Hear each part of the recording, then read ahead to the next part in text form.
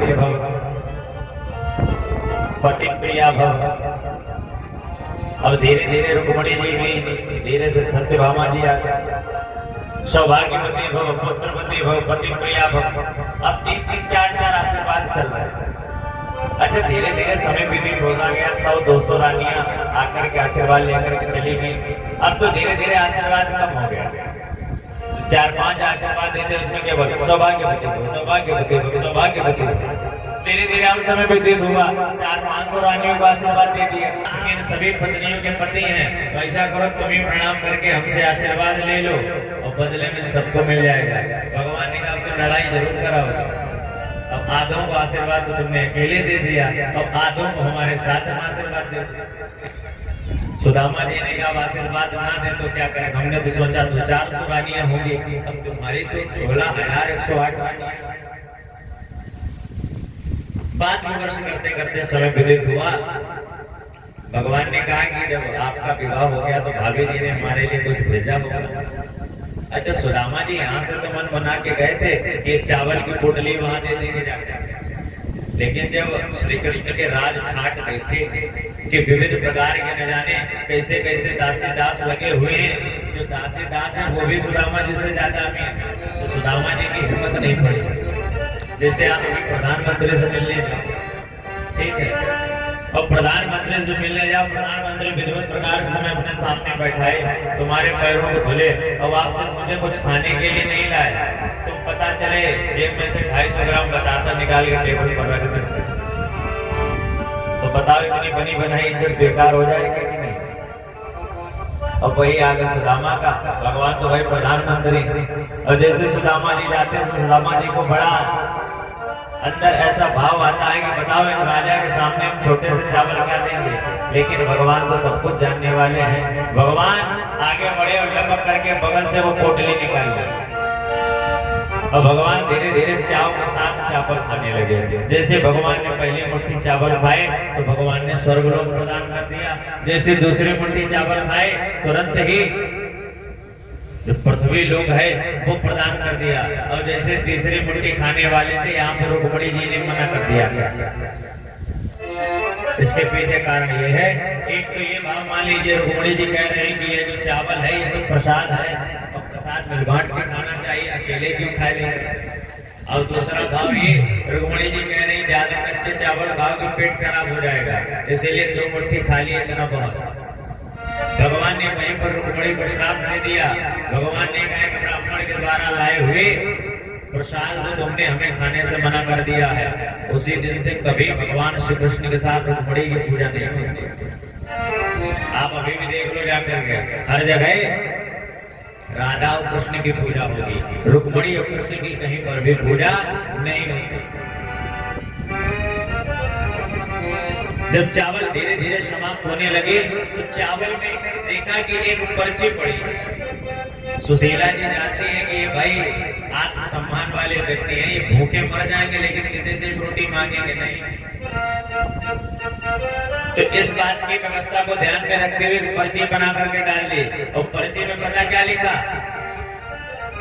1 मास 2 पाख में 2 एकादशी हो, सो घर मेरे नित्य जो नित्य एकादशी हो।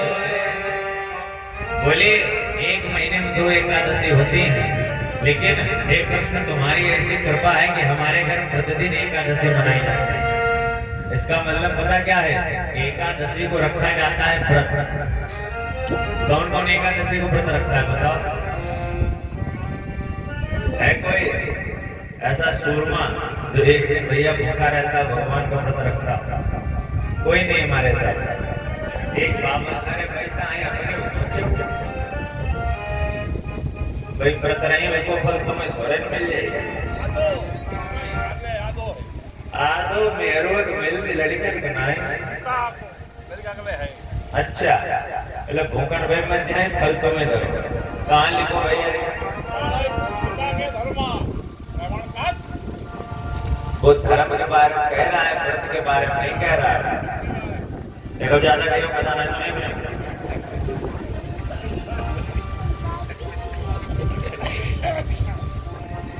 एकादशी का व्रत प्रत्येक व्यक्ति को रखना चाहिए।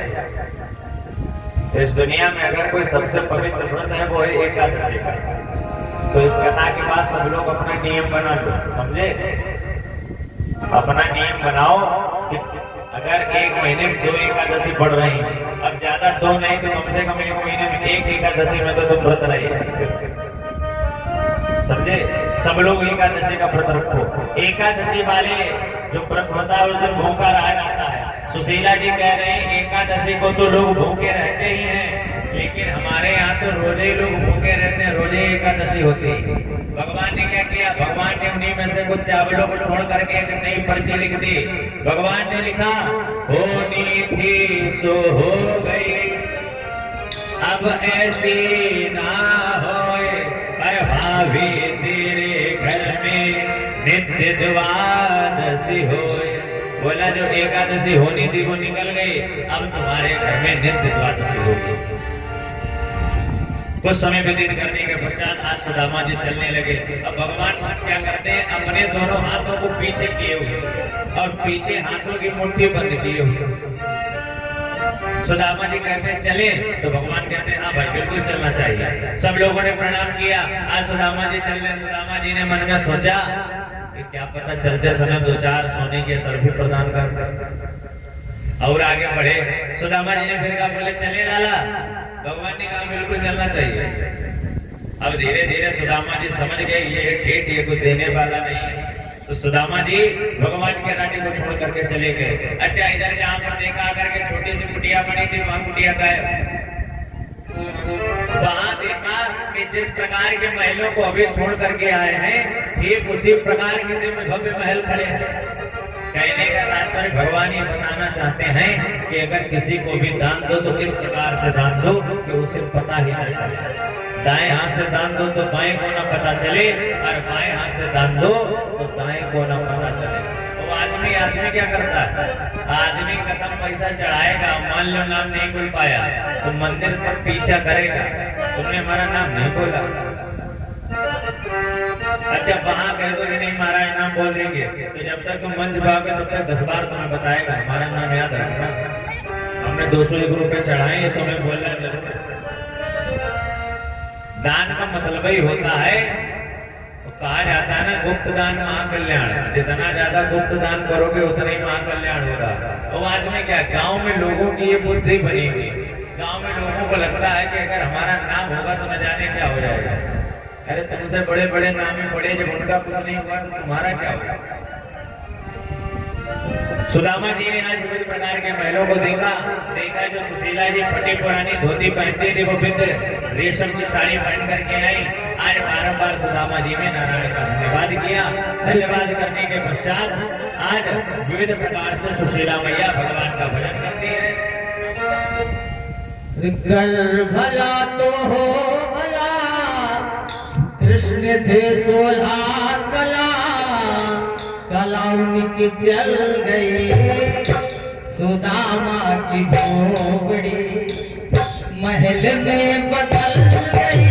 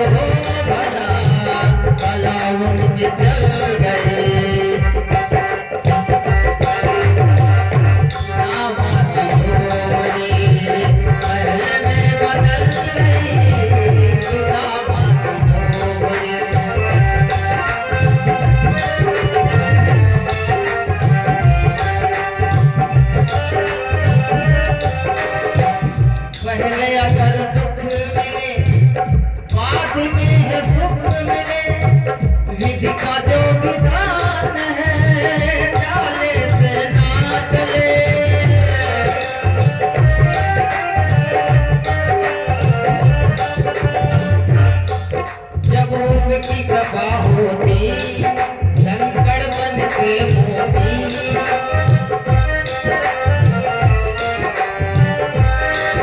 जब उसकी कृपा होती कंकड़ बनते मोती। क्रूरतम कठोर कष्ट विपत्ति सारी टल गई। खुदा माँ की झोपड़ी महल में बदल गई।